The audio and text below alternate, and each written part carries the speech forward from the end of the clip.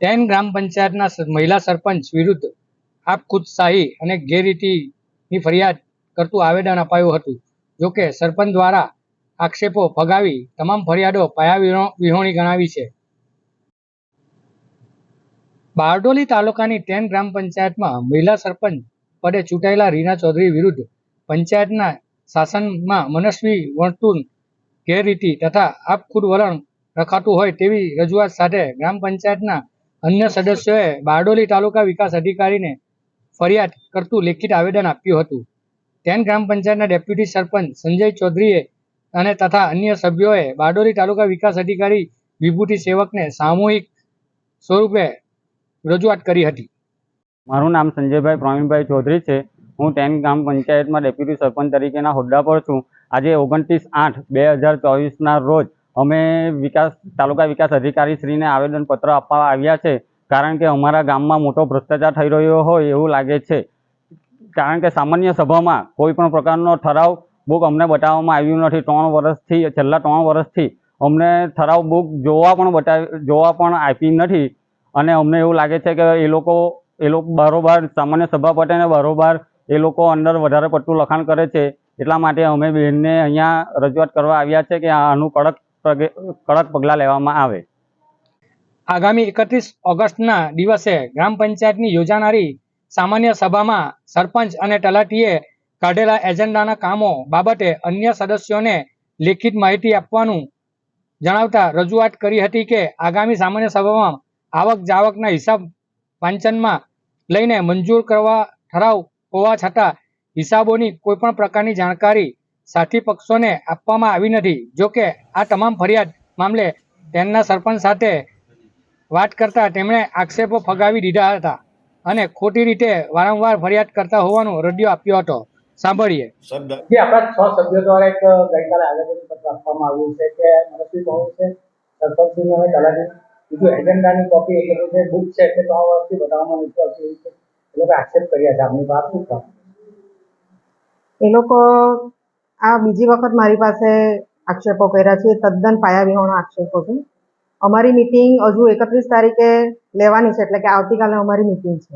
Agenda બધાને બજવી દીધા છે અને એજન્ડાની અંદર સૂચનાઓ પણ આપી દીધી છે.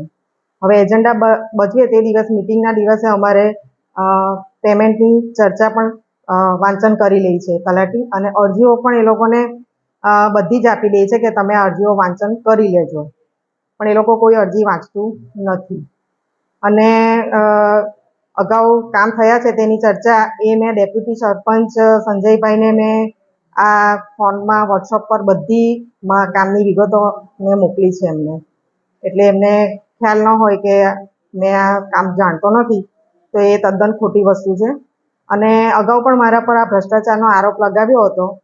તો જે આ 3 યોજનાઓ છે, બંક યોજના છે, ગુજરાત પાણી પુરવઠામાંથી આવેલ છે, ને જલ સે નલવાળી એ વાસ્મોમાંથી આવી છે, અને 15મા નાણાં પંચમાંથી મેં ઘરે ઘરે પાણીની પાઇપલાઇનનું કામ કર્યું છે ચાણક્યપુરી વિસ્તારમાં. એટલે આ 3 યોજનાઓ અલગ છે.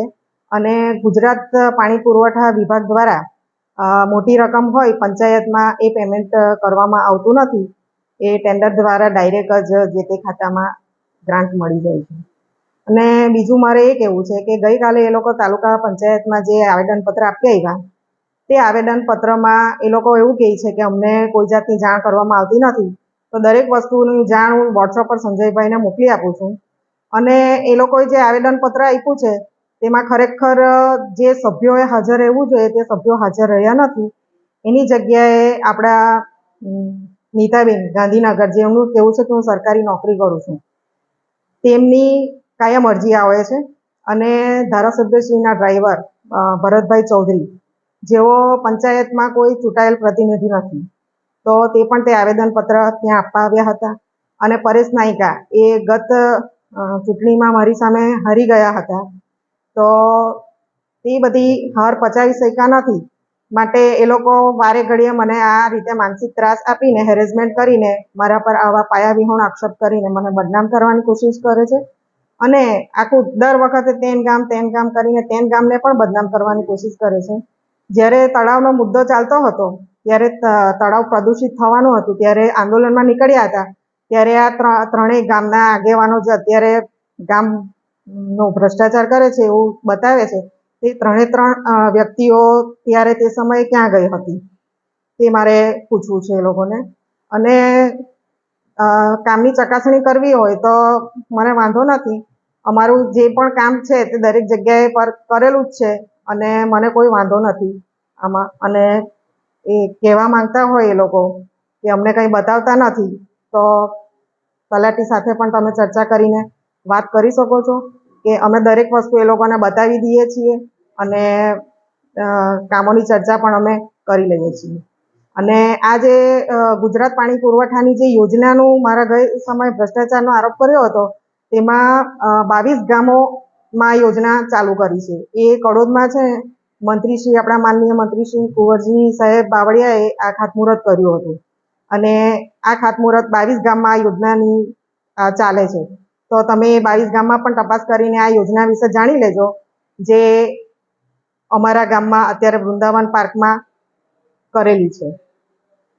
એટલે મારા પર અવારનવાર આવી રીતે છાપીને, એ લોકોની અરજીને છાપીને વારંવાર દૈનિક અખબારમાં મારું બદનામી કરે છે, મારા ગામને બદનામ કરવાની કોશિશ કરે છે. તો એક વખત મારી સાથે પણ ચર્ચા કરી અને આ વાતનો ખુલાસો મારી પાસે માંગી લો તેવી હું આપને કહેવા માંગુ છું. સરકારી યોજનાના કામો, સ્વભંડોળના કામો, નાણાં પંચના કામો, પંચાયતના કામો, ધારાસભ્ય કે સાંસદ સભ્યની ગ્રાન્ટના બાકી બિલોની ચૂકવણી બાબતે પણ સાથી પક્ષોને માહિતી પૂરી પડાઈ નથી, એવો પણ આક્ષેપ કરાયો હતો. ગત પંચાયતની ચૂંટણીના પરિણામ બાદ તેન પંચાયતમાં રાજકીય અખાડો બની ગઈ છે અને આક્ષેપ પ્રત્યાક્ષેપ થઈ રહ્યા છે. ત્યારે હવે તાલુકા પંચાયત કક્ષાએથી તપાસ બાદ જ સાચું તથ્ય બહાર આવશે.